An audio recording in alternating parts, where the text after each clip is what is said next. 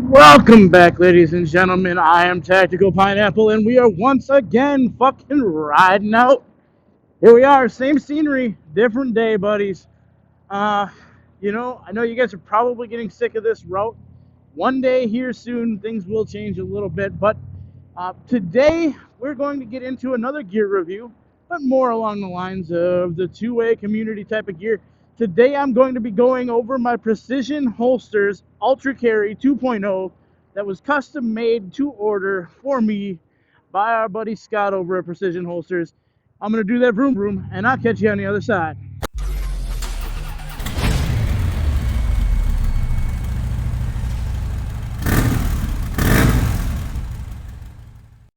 Alright, like I said, welcome back. Today we are reviewing Precision Holsters Ultracarry 2.0.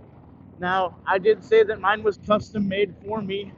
That was mostly because I wanted something different than what was available on the website. Now, you may be saying, well, that's not fair. It's not available on the website. How can I get it? Simple. Listen to Tactical Pineapple. Go to precisionholsters.com. Scroll on down to where it says contact us. Grab that number and give them a call. All right, I know it's 2021. Everybody wants to purchase everything online, but these guys are a small company. They're doing everything they can to keep up with the orders they got, so I actually kind of feel bad about promoting them. I'm not sure as of today what the current lead times are, but I will put something in the description. I will talk to Scott myself and get that and put it down there. Good guys all around. Great product. I have been absolutely nothing but just absolutely ecstatic with it. In a sea full of fucking garbage holsters, they are anything but. Now, they do have your standard Kydex, IWB, appendix holsters. I prefer something with a little bit more comfort. I've had tier 1 holsters. I'll just say I've gone from We the People holsters purchased off of Facebook ads to tier 1 concealed holsters purchased based on the recommendations of individuals whom use their weapons much more than I do. So, although I do like the although I do like the tier 1 holster, it's full Kydex, and I don't know why, but it's not my gig. I did decide to try the hybrid holster because, well, I'm a big dude. For those of you who know me, I've made reference of it before. You see me in the videos. It's deceiving in video how big I really am. They say the camera adds 10 pounds. I say that's entirely up to the camera, the videographer, and the angle at which you shoot. So I am a big dude. I am not putting that past myself or anybody. I don't try to hide the fact that I'm a big dude, but appendix carry is not exactly something that I'm going to be doing very often. I believe the terminology that's been put out there by other individuals was the 300th parallel. Well, I have passed the 300th parallel. I am in the 400th parallel, and IWB appendix holsters are not something I can do. Unless, of course, I'm carrying in basketball shorts, at which point I'm probably using something with an ulti-clip, and it's probably going to be super, super small because, well, obviously basketball shorts don't stay up very well. If that's the case, it is probably going to be in my tier 1 holster, and it's going to be the SIG P238 that I have that'll be carried. I don't do it often. Ventures on almost never. And since I've gone to carrying the P365, I haven't really looked back. I haven't had any need to. So the holster that I received from Precision Holsters is actually the Ultracarry with the 2.0 leather. So it's got the ultra soft leather that's contacting your body. It is definitely something I recommend. It's amazing stuff, and the leather work is phenomenal.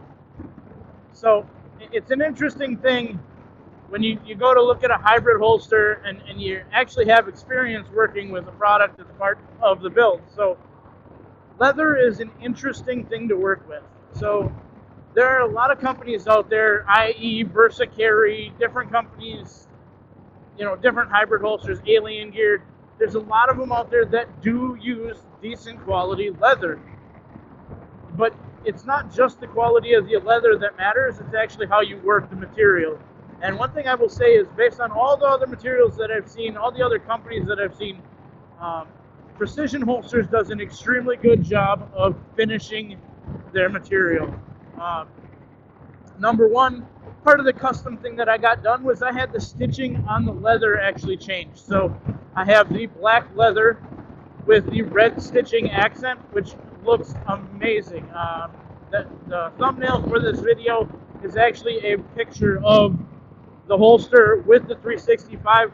I will post up here a picture of the holster in and of itself without any other treatments to it, just so you guys can see kind of the quality that it is. I've been carrying now with this specific holster for a little bit over 3.5 months. I believe I actually started this review process back in April, probably around April 13th. I have no complaints with it whatsoever.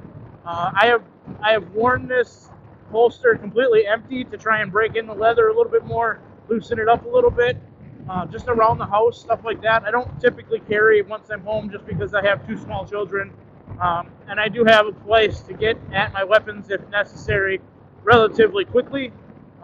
Maybe when they're a little bit older, that'll change a little bit, just the understanding. But when you got to jump around or roll around on the floor because that's the level at which your children exist, sometimes it isn't the best to be carrying a pistol. And I know there are people who are probably going to go down in the comment section and call bullshit on me. You do you, boo-boo. I'm all for the engagement. I'll comment back. I will engage you in that conversation. But for me personally, it's a no-go. So that's just that. Back to the topic of the holster itself. The Kydex is of high quality. Now, I have the Kryptek pattern. It's actually the Kryptek Typhoon pattern. I don't know why. To me, the pattern, it's probably like the black multicam of the higher end individuals, but I'm definitely not higher end individual. I'm just an asshole who happens to like that pattern. Maybe a little bit too much. My belt has the Typhoon pattern. My freaking holster has the Typhoon pattern. I have a silicone wedding band for when I'm at the gym that has the black Typhoon pattern. So I'm not actually promoting Kryptek in any way by saying this, but god damn it, you guys know how to tear at my heartstrings. That being said, like I said, the quality of the Kydex is amazing. The finish on the hardware, this is something very few people actually pay attention to. So the hardware that's used matters. So I've done the adjustments several times, which if you aren't adjusting your holster, Bubba, you ain't doing it right. You have to make sure that you have the proper retention on your holster over time, and especially as it wears in, it's going to move, it's going to shift, and you're going to have to readjust to maintain proper retention. So that's first and foremost. Precision Holsters does send a little bit of an instruction card along with the holster on how to properly set up and adjust your holster. I suggest if you are not familiar with making the adjustments with doing those sorts of things, I suggest you read the card, familiarize yourself with it. It is not difficult in and of itself, and to be completely honest, right out of the package, it fit like a glove. It does loosen up, like I said, over time. As things wear a little bit, you get a little bit of loosening of materials, the leather stretches a little bit, and the retention changes. So you have to adjust.